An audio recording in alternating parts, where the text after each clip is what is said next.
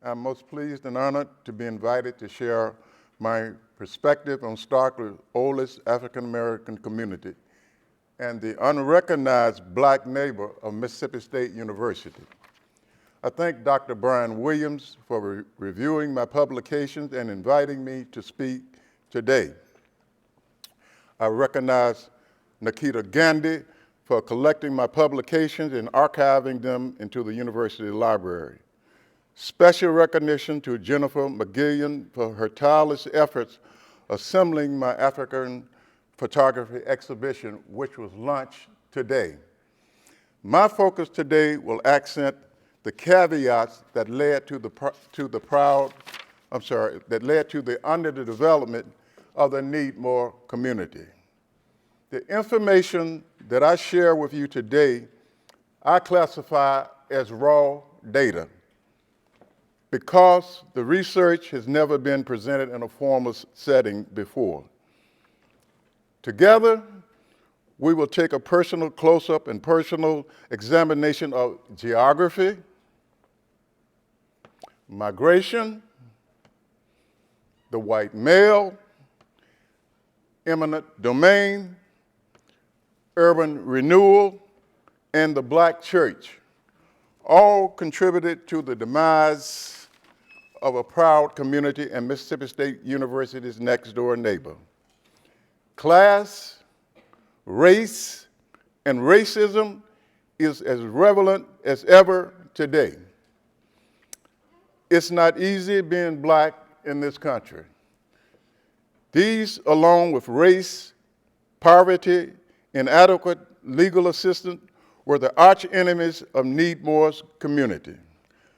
Collectively, they were the ill winds that swept through Needmore and destroyed its culture, its economic base, and its community.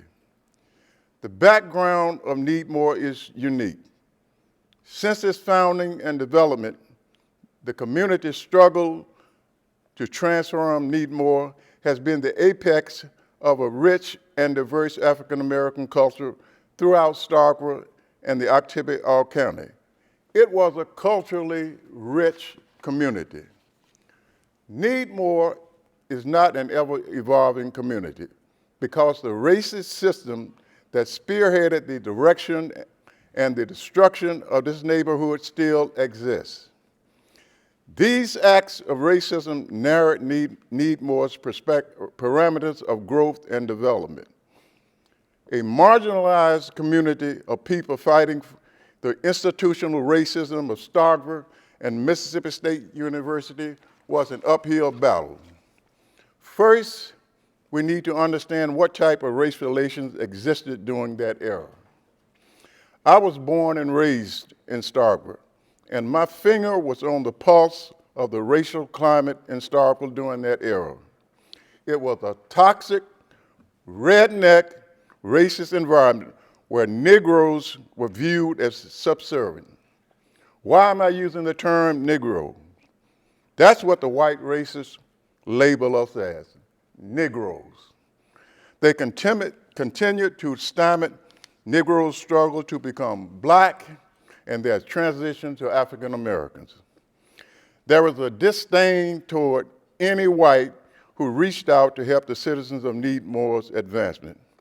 One permanent citizen asked me, "Why don't those Negroes pull themselves up by their bootstraps?" I responded, "They have to have boots in order to do that." He just looked at me like I was crazy. Many think the name Needmore meant that the citizens needed everything and that poverty is the essence of its meaning. Needmore is a railroad term, which means the towns near the tracks needed more people to come and take residence and provide labor, in this case, cheap labor. Needmore was the Harlem of Starkville. What Harlem is to New York, Needmore was to Starkville. They embraced jazz, America's original music, soul, and rock. Their song and dance created a festive mood. Black activists never gained a foothold in Needmore. Why? All of their energy was being consumed completing the tasks and chores to survive on a day-to-day basis. They were comforted by their culture, religion, and a sense of ownership. The relationship between race and poverty in the United States has long been complicated and a contentious one. According to a 1960 study by Jacobs, there were more poor whites Americans than poor blacks, a fact that sometimes observers cite to argue that the common perception of poverty is wrong and misleading. Needmore's rich and diverse culture continues to impact the youth and the growth and development of the youth of Starkville. My rush to record the history and the Needmore community presented a sense of urgency to perform this research because its unbiblical cards are expiring, and their repository of history is critical to link their journey to the future generations. Communities with a fragile infrastructure system can sometimes prevent citizens from acquiring capital necessary to take advantage of a society that is becoming increasingly competitive. Needmore appeared to be succeeding against the odds. They always had the look of confidence and was gaining the strength of a community that was pulling themselves up by their so-called bootstraps. A significant problem with racism is the unacknowledged bias in white supremacy. Whites need to have a dialogue about white culture. Their discussions should take place in the homes, on the golf courses, churches, and private clubs. They need to help find the answers to racism. Blacks need to speak when communicating with blacks, you need to speak in a language they can understand. African Americans engage in conversations about racism, problems, and solutions to racism daily. Slavery was America's original sin, and racism remains its unresolved dilemma. Racism has become more sophisticated, with a Pollyanna persona, smiling on the outside, hating on the inside. Racism has not met its match. Overt racism may be dominant and could rise again in Starkville and Needmore. You know what? It has never left the scene. Were Needmores concerned about the demise of their community? Were they afraid, or did they care about their fellow man? Did they think of organizing protests? Why weren't they angry? While Needmore citizens slept, they felt a whiff of racism in the air. Needmore had a startling experience of poverty, but they did not despair. Needmore was impoverished by white folks' standards, but were rich in spirit, enthusiasm, love, and an innate drive to succeed. They were breaking the patterns of human behavior, and economic relations was caused by years of segregation. The racism released toward Needmore captured the essence of Starkville during that area. They had no safety nets, and their schools were underfunded. White leadership did not grasp or was not concerned about the depths of poverty facing Needmore. There were no social programs to help the poor. They were not worthless people, but a proud human species, shielding the plague of racism. Even today, there are too many families stuck in poverty with conditions resembling the 1960s. The growth of inequality continues. Starkville has to extend its gain to all citizens. I surmise that the stability of their lives was so fragile, they did not have the energy to focus on what was happening to their community. The urgent and significant day-to-day challenges consumed the soul of their energies. Their intense focus was on, will I get my next paycheck? How will I pay my bills? I don't want my children to go hungry. Will I lose my house, my property? Economic devastation was the primary concern. They were experiencing the reality of being poor. The toxic mix of racism was no friend of Needmore. The struggle for racial equality continues to be an excruciating journey for America. White racism is an infection that continues to invade the black community. Overt racism caused stress among blacks. Why were Needmores experiencing health problems? Blacks are skilled at hiding their pain. It's not the incident that causes stress, distress, or trauma. It's the helplessness in the face of the incident. The pent-up rage was channeled to day-to-day survival. Needmore was living a dream different from most white people. One for all of us, those who are living the American dream and don't have to worry about another, where Needmore was struggling to make ends meet every day. Why is it that way? What do you think? The Needmore people were walking on eggshells for fear of losing their properties. They were earning their stature and dimensions within their community while ignoring racism. The courage and inspiration that Needmore citizens demonstrated through challenging times served as an inspiration to their children and grandchildren.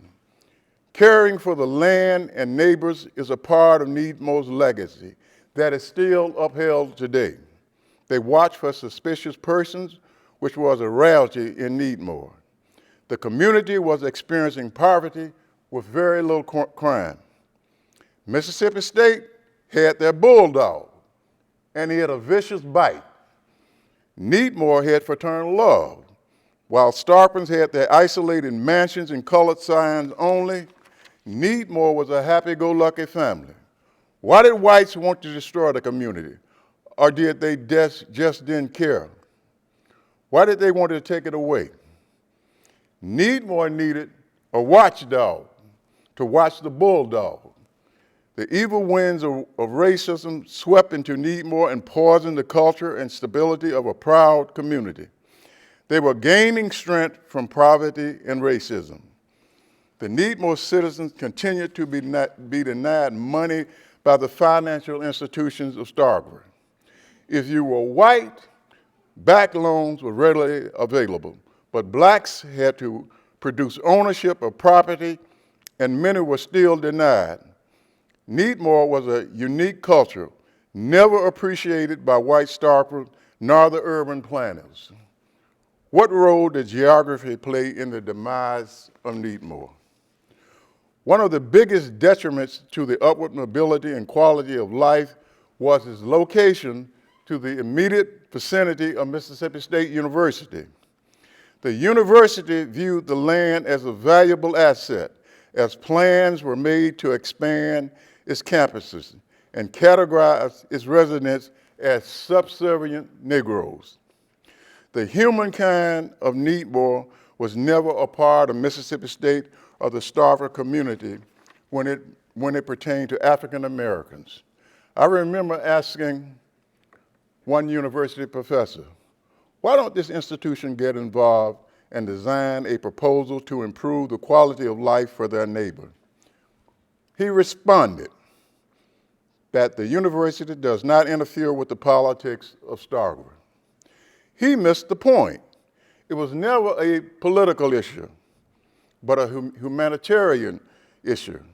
To be blunt, I don't think they give a damn. I worked for 5 years in the Republic of Liberia, enhancing the quality of life for the local indigenous population at the village level. I was not making a political statement, and the dictator government appreciated my efforts. I was awarded this solid gold necklace that I'm wearing. The migration north was a blessing in disguise for Needmore. Those who departed for the north got some of the things they wanted out of life in Starkville. They found better schools for their children, steady employment to support their family, exposure to the culture of jazz and blues among their star personalities. Isabel Wickerson, in the warmth of the sun, most of these children would attend better schools than those in the South, and as a whole, outperformed their Southern white counterparts and nearby match the scores of Northern-born blacks within a few years. The Census Bureau, 1975, revealed black men who have been out of the South for 5 years or more are in every instance more likely to be in the labor force than other black men in the North. The taste of success empowered them to sustain their employment as they transformed into progressive citizens. As conditions in the South improved, many African Americans began returning home to be near their families. Even though children that were born in the North knew their ties to the South, many spent their summers with their grandparents in the South and bonded with their relatives. They do not view the South as a dangerous environment. They see the South as providing opportunities to connect with their roots and kinfolks, free of hustle and bustle of overcrowded cities. They never really wanted to leave. The impact of the white male. I want you to listen to this very closely. Let's take a look at the significant impact the white male had on the underdevelopment of the African American community. The president of Mississippi State University, their architectural department, the financial institutions, the mayor of Starkville, law enforcement officers, city planners had one common denominator.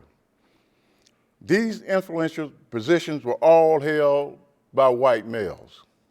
Why didn't some of them have the foresight or moral obligation to present a proposal to enhance the quality of life for these African Americans? They were the movers and shakers, the game changers, and in the community. Needmore was on their radar, but not for the betterment of life. I believe the white male was the most insecure racist human species on the face of the earth. White males had the power, the wealth, and the influenced the socioeconomic conditions of African Americans. About 95% of the 2,437 elected prosecutors across the country in 2014 were white, and 79% were white men, according to data from a study by the Women's Donor, a research organization located in San Francisco, California. They still have a ring on power today. Walk around Starkville and look who owns all the businesses. The white male never ventured out of their comfort zone. They resided within the parameters of racism. There was a racist country club that never challenged the morality of racism. The late Dr. Douglas Carter, Starkville's second African-American physician, once made a profound statement to me. He stated, "The most disappointing thing about Mississippi State University is that this higher education institution is not having any positive impact on the quality of life for the African-American community." Later, his adopted son, my best friend and classmate and football teammate, Richard Earl Holmes, quietly integrated the university, and he would share the threatening letters that he was receiving with me. Would the environment been different if women were in charge? What do you think? I think it would have been different myself, personally.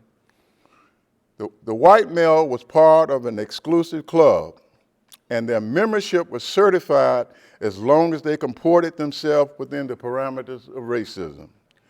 None were willing to take the gamble and breach the fence of racism and reach out to Needmorans. Eminent domain. Let's take a look at eminent domain. Before the invasion of eminent domain, Needmore was a community, raw, unfiltered, with an untouchable soul. What Mississippi State initiated by moving forward forward with land acquisition was a defining moment in diffusing this black community's upward mobility. Needmore's sense of pride, culture, and a feeling of worth. They had built a neighborhood that had a grocery store, restaurants, child care, and rental property. They were succeeding against the odds. The trend across the United States is return some land seized from African Americans. It was an act of greed and racism by Mississippi State University that castrated a black community. A person, a community, is as strong as their roots. Eminent domain and urban renewal destroyed Needmore's roots. If you want to humiliate someone, take away their economic independence. I hope you're hearing what I'm releasing. They were fragile and poor, taken advantage of, but remain proud as they are today. Eminent domain was not an illegal act, but it was immoral. Mississippi State University opened the gates and the evil winds began to whirl into Needmore. Why were the stakeholders ignored in the design and development of their community? The stakeholders, the citizens of Needmore, were never consulted about the future of their community. The planners had no understanding of African American culture. One prominent white male, one African American traveled to Atlanta and decided the future accommodations. They had no input into the design and the development of the community. The decision was made to rebuild the houses, but ignored the commercial sector of the community. They were denied the human rights to decide how they wanted to live. Can you imagine the acts of defiance? What a decision to keep Needmore in a subservient mode. A proud people, in many instances, had to resume working for the white race to support their family. Urban renewal. Urban renewal agents ignored the Needmore church and their congregation as a community, stakeholders and developers. Contractors were outsiders who helped decide what was best for the community. Their armed troops were charged with the mission of destroying a culture, a community, castrating families so they could not support their children. They lacked the character and courage to collaborate with Needmore so they could address the needs and vision of an African American community. Urban renewal, autocratic plan was installed to keep niggers, Needmore, blacks, African American subservient. They imposed strategic vision plan on Needmore with any regard to their advancement. The plan was absolute in its will to sever the economic arteries of the Needmore business community. Needmore was designed by white supremacist culture to racially divide a community. It was a chronic destruction of a proud people. The racism was inherited in the way white people talked about Needmore. In a 50-year anniversary perspective on the 1949 Housing Act, Robert E. Lane and Rebecca Sommer wrote, the consensus is that Title I urban renewal mostly failed, in part because large-scale slum clearance proceeded to a crude and redevelopment method. The project was more of a money-making scheme for white Americans. No African American builders were hired for the Needmore construction. If you think African Americans cannot build, visit the West Main Arms Apartments located on Ernest Henry Jones Jr. Drive. My father hired African American contractors to build his privately owned sections of the complex, and they are in pristine condition today. Being white offers a range of privileges, and urban renewal exercised their perceived rights with bias and ignorance. They missed the opportunity to shift the dial on race and inequality. Their racism was a systematic execution of the Needmore culture. Where were the transformational proposals, plans aimed at boosting the economic justice for Needmore so that the community could flourish? Even today, there's a serious wealth gap between blacks in Needmore and whites in Starkville. Urban renewal meant nothing to Needmore because they didn't have the opportunity to build wealth. Everybody likes money. Politicians will display themselves at ceremonial and awards events, but stray away from forums that engage in a racial dialogue. They need to have the capacity to swim in many lanes with culture and determination. They were not willing to lead initiatives designed specifically to uplift Needmore. They were not offering proposals or legislation aimed at providing economic stability, progression for the Needmore community. It is a proven fact that communities gain more attention when they are integrated. Starkville lacked a cultural affinity for Needmore.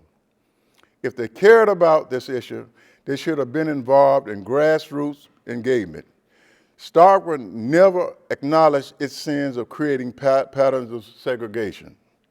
They created the modern black ghetto and the so-called good and bad side of town.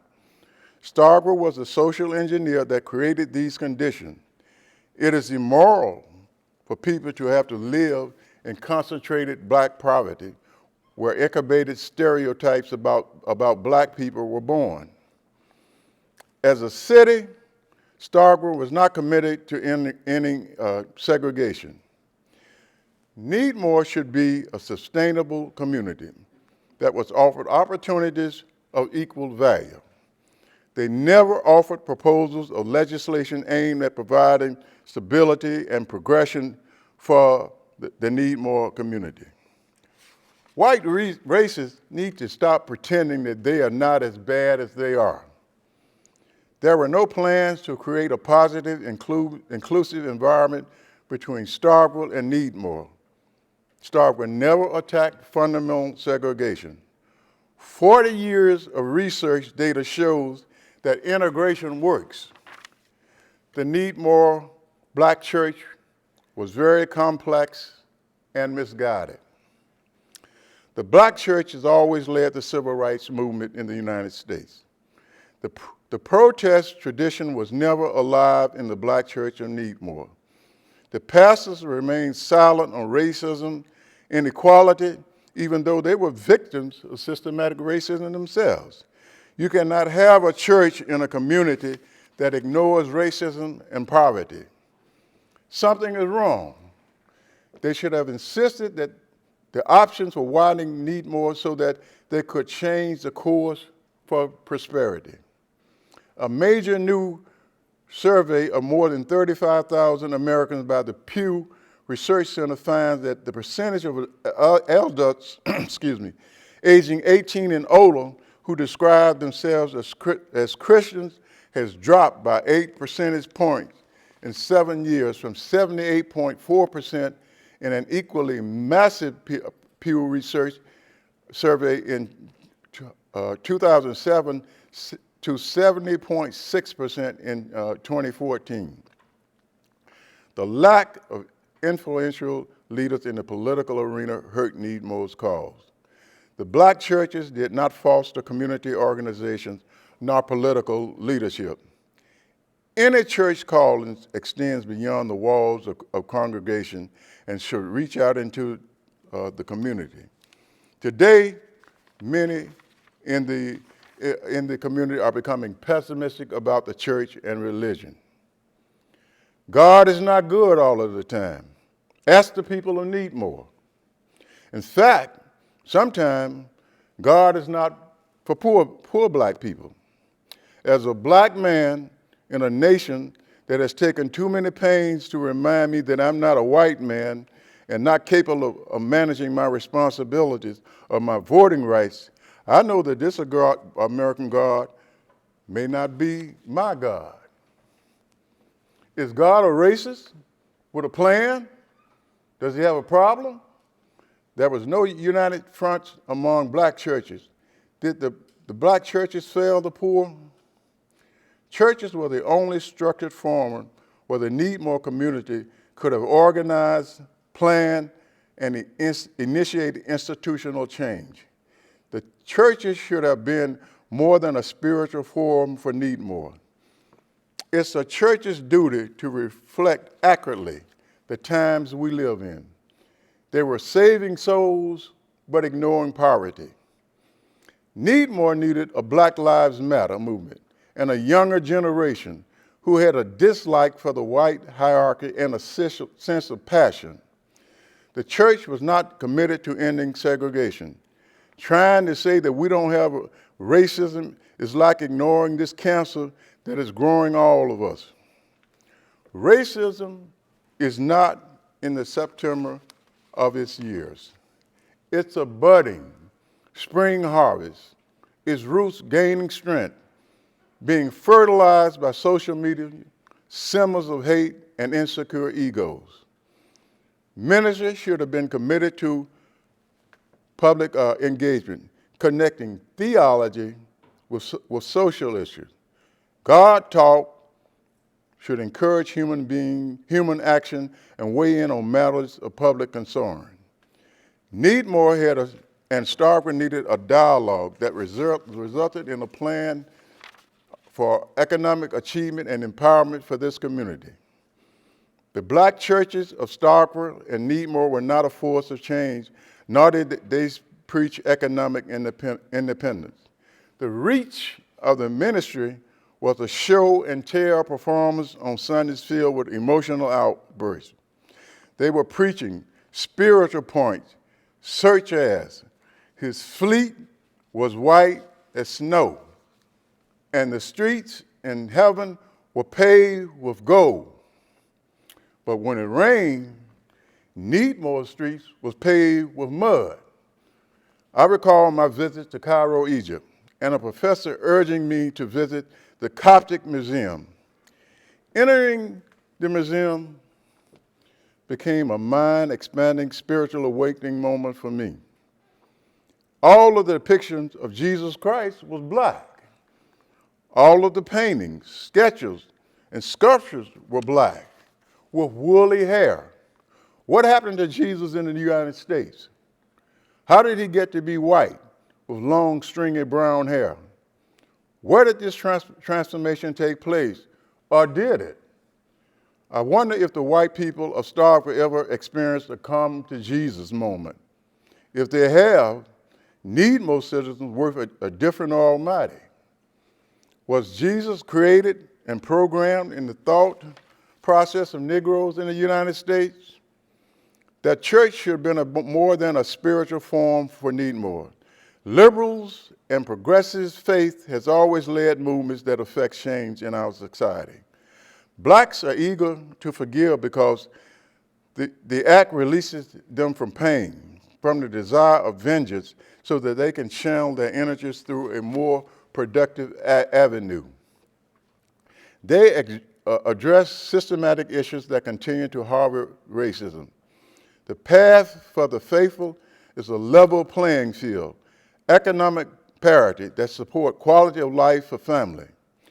More has been done to raise the voice of African American clergy in Needmore and Starkville. People of faith during that time period needed to place emphasis on public morality, social and economic justice, and fair housing. They needed to lead movements that affect change in society. The path for faithful should have been advocating for a level playing field, economic parity that support quality of life for their family. The African American clergy in Needmore was not prepared to raise voices and focus on real-time issues that were impacting the day-to-day survival and advancement of their people. The Needmore churches were not springboards for protest. How did they lose their way from their forefathers? They were saving souls, ignoring poverty, and not protecting their land. What are some of the shining moments of Needmore? The Needmore community produced its first African-American Eagle Scout. His career projectiles led him to become an outstanding educator in Starkville public school system for over 30 years. Carol Washington was choir director of the Greater Ebenezer Missionary Baptist Church for 49 years. In addition, he co-founded the Black Voices at Mississippi State University. Against the obstacles, Needmore produced highly cerebral educators who served as role models for their youth and inspired some adults to continue their quests for excellence in chosen fields. America is now becoming a country where blacks have some of the same opportunities as whites to attend colleges of their choice. Needmores, regardless of the systematic racism, elevated themselves from Negro to black to African Americans. Needmore produced the first African American high school principal in Starkville, the first African American superintendent of education. One of the few African Americans in the United States earned a PhD in chemistry during that era. The coach of the Hall of Fame football player, Jerry Rice, was from Needmore, and he was featured on a segment of 60 Minutes.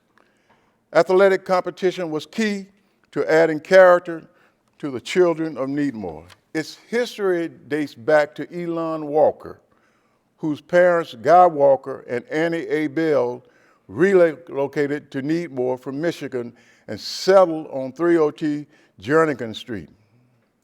Elon was an outstanding high school baseball player, and his skill set caught the attention of the Negro Memphis Sox baseball team, and they later inked him to a contract to play for the team.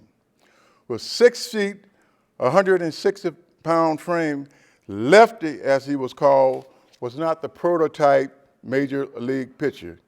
He probably relied on finesse pitching in release of the ball to achieve the goals of containing the batters. Charlie Pride, who later became a famous African-American country and western singer, was one of his teammates and one of his friends. There is evidence that Needmore parents cared deeply about education and was committed to improving educational opportunities for their children. They believed that education was the power to free their children. It was also considered essential to the progress of blacks as a group. If you grow up in an era of high poverty and low opportunity, it is difficult to lift yourself up. They did not allow their location or race to decide their destiny. Many African Americans used the excuse that because they were black and were not being given the opportunities that whites received, they could not achieve.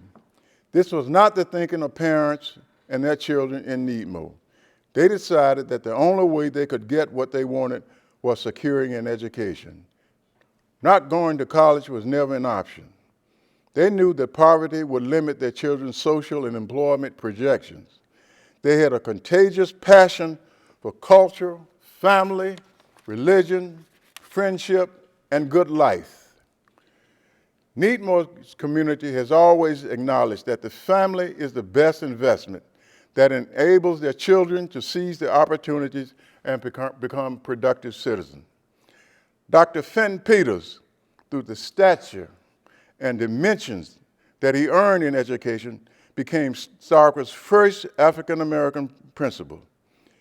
His success almost cost he and his wife, Maggie, their lives. Cherry bombs and dynamite was ignited on their property. The explosion shook our house, said Fenton Peters. Later, his wife received a phone message, and the caller said that if they don't pay $5,000, they will kill her husband. She replied, "You better kill him, because I don't have $5,000. Dr. Peters was well aware of the dangerous environment that he lived in, and his unlicensed pistol was the constant companion that he had. Cowards surface in the dark and the still of the night, release their fire, and exit before sunrise. Black shooters are called terrorists and thugs. Whites are diagnosed as mentally ill. Federal law enforcement in Tupelo, Mississippi was contacted about the bombing and Fenn Peters' property. Why didn't they catch the cowards? Did they dedicate sufficient personnel and resources so they could unravel the case, or did they play a low value on Fenn Peters' life? Given the physical layout of Oktibbeha County, the case should have been solved. Individuals with Ku Klux Klan personalities attempted to take the life of an African American for succeeding on an uneven playing field. Their modus operandi was to search, kill, run, and hide. Their behavior mirrors the domestic terrorists who prey on people without any regard for the law. They had a vigilante mentality, extending the mission of the Ku Klux Klan to intimidate Southern black people through lynching, bombing, tar and feathers, rape, while surfacing in the night. The body shield of protection is the darkness of the night. The arch of history will never change as long as these acts continue. Dr. Fenn Peters was a black gladiator who transformed himself into excellence in education. White people will never understand the impact that racism has on the well-being of African Americans. When you're discriminated against, it does not get better with time. Nobody gave Fenn Peters anything. He earned it, but the pain of racism lingered. In his development years, he lived in a time when people were judged by the color of their skin. The people of Needmore knew the essence of Fenn Peters, and they are eternally grateful for his accomplishments and service he rendered to the people. As he rests in peace, the pain of racism is still penetrating into his soul.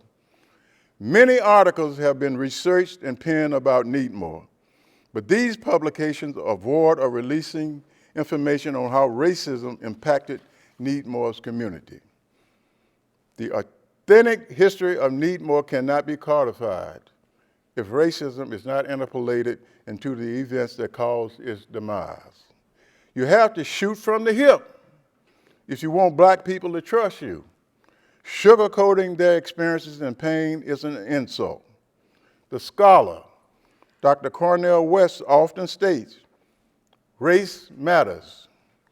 Dr. James Smith ascended to the assistant superintendent of schools. Walter Williams was appointed principal of a middle school. All were indigenous citizens of Needmore. King Fred Hall integrated the Holiday Inn in Starkville. This was Needmore at its best. The strength of the community was released through the pride that the citizens held for themselves, their families, and their faith. One of the hallmarks of the community was their lives were intertwined and they knew each other. Each parent's aspiration for their children was that they grow into a fully functioning citizen in the mainstream American middle-class life. Needmore was a close-knit community that treated one another like extended family. They served as sounding boards for individuals who needed help, assisted them in finding solutions to their problems. The Evans family provided safe play space for African Americans to participate in extracurricular activities. An extension of that program is the Charles Evans theme park. The struggle to survive and advance was not an interracial effort. The strands of evil segregation convinced Needmore that there would be many difficult days ahead in order to succeed.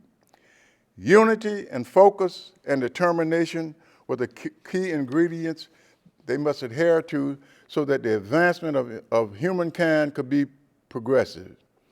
In a racially isolated Needmore, where jobs were few, poverty rates were high, petty misbehavior and serious crime were of little consequence, the societies of Needmore and the societies of Starkville and Needmore, one black, one white, separate and unequal, their segregation and poverty created the unknown white Starkville. Needmore would never resemble a melting pot. Why? The Kerner Commission reported, white Americans have never fully understood, but what the Negro family can never forget is that white society deeply implicated in the ghetto. White institutions created, white condoned it. The central challenge for the city of Starkville should have been to take advantage of the opportunity to advance the university town into one of the most progressive in the state of Mississippi. The erosion of an opportunity to set apart the city of Starkville from other southern university towns were rapidly fading. As mentioned, many Needmore citizens lost their property to eminent domain. Starkville and Mississippi State University had the opportunity to extend and deepen a friendship with the Needmore community. White racists should never underestimate the African American thought process or misinterpret how they comport themselves. African Americans are not a naive people. They enter their homes and discuss the basic obstacles that are preventing them from achieving the American dream. They had the opportunity to be ahead of the curve to advance the quality of life for Negroes in the Needmore community. The main agents of Urban Renewal missed a unique opportunity to excite, uplift, and inspire an integral segment of the city and establish a lifelong friendship. Even today, they do not understand the African American psyche and may not be interested. Black males are often depicted as irresponsible dads, but if you cut the bloodline that support the heart of their family, everybody loses. They were labeled as tired and shiftless. If you bring Africans to your country to do your work, who's lazy? They are painted with a harsh brush of depicted as America's moral monster and blamed for dysfunctional families. Thank you, boss. Thank you, boss man. We just love our master. Yaza, boss. An urban plantation mentality was ever present as white leaders of Starkville dissected Needmore. If they were sincere about their people, why didn't they design a community that could be somewhat self-sufficient in its basic needs so they could enhance the quality of life for their families? University towns, in many instances, take the initiative to advance race relations. What happened to Starkville? Why wasn't Starkville a more sophisticated city where the intelligent, liberal, and race relations of a major Mississippi university helping to transition a town into an oasis of racial progression? Just because black folks smile in your face and welcome you into their home does not mean that they love you. White people's problem is they have a biased heartbeat. They never realize that we must work together to ensure a brighter future for the city of Starkville. An opportunity was missed to establish a lifelong friendship with the Needmore citizen. There is a limit to the elasticity of black folks' tolerance. Starkville white racist community pushed Negroes to the snapping point. Surrounding hotels and shopping malls fill the pockets of whites who destroyed the Needmore neighborhood and are profiting on land once owned by Needmorans. White capitalist power structures are benefiting while Needmore is hurting. Some of the significant ingredients that could reduce the poverty in the Needmore community are strong job growth that reaches the Needmore community, a Starkville's commitment to improving the quality of life in the Needmore community, a commitment from the city of Starkville to fight job discrimination in the workplace, to observe economic development on the outskirts of Needmore with no financial rewards to the Needmore community is deeply painful. In a silent way, they are mourning. The developers of these properties have an in-your-face mentality toward Needmore. They are developing the commercial outskirts of the Needmore community with no regard for the economic enhancement of their community. Needmore is still a community attempting to redefine itself. It is not easy for Needmore to empower itself when all of the odds appear to be against the community. Needmore finds itself lacking the political and economic processes that could empower their community. They need leadership positions in all aspects of employment, education, politics, and businesses. The love of the almighty dollar continues to be insensitive to the plight of the people of Needmore, their honor, their pride. All for us, screw them, must have been the motto of the white people. The majority of the profit greed who have no love for Needmore. White treated Needmore citizens like foreigners, never realizing that they are the true immigrants.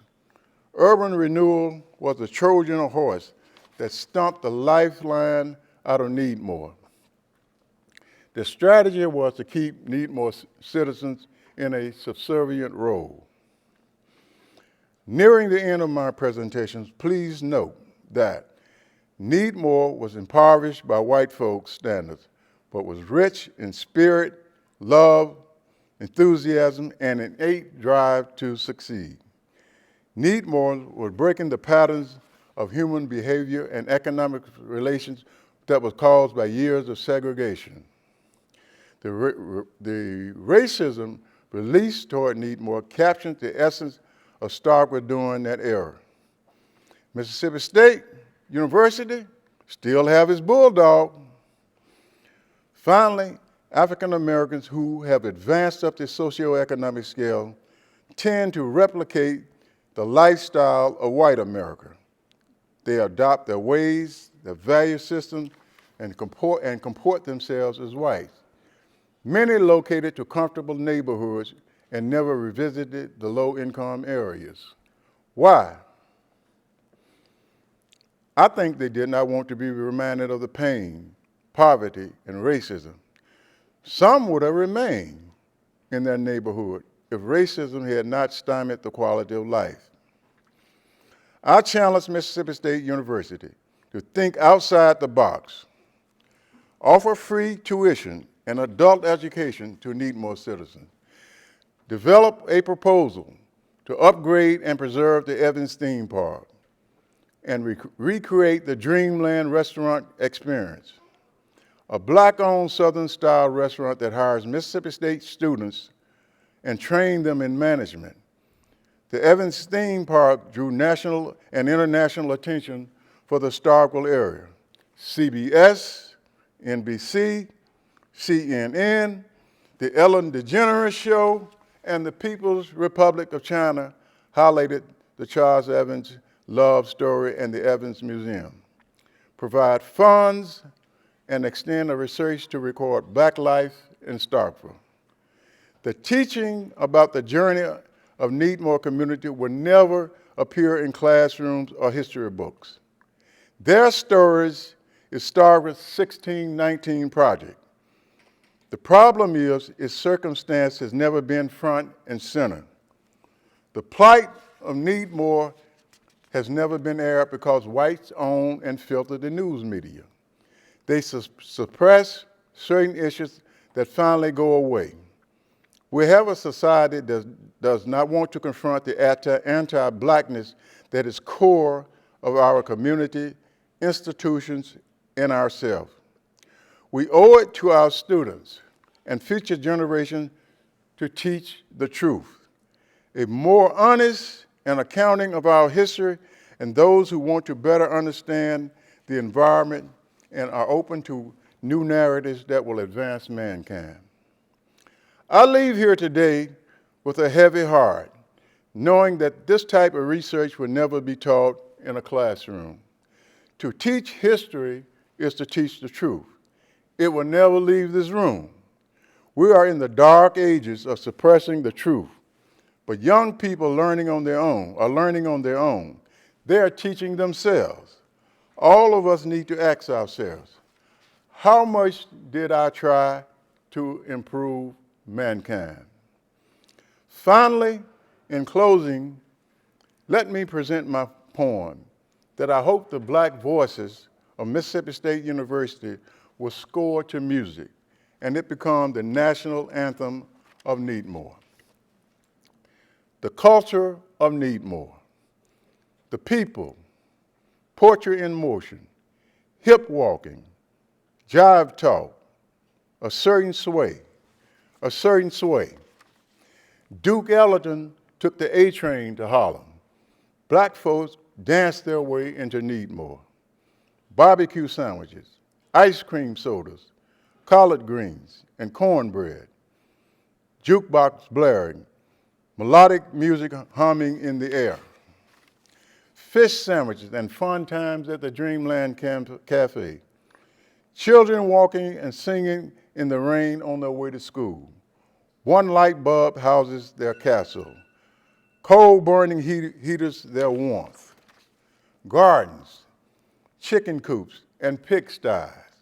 The Iceman coming in the summer with his horse-drawn wagon, and in the winter with his bags of coal to sell. Vibrant community, strong will, strong minds, strong faith strivers, thrivers, survivors. Thank you.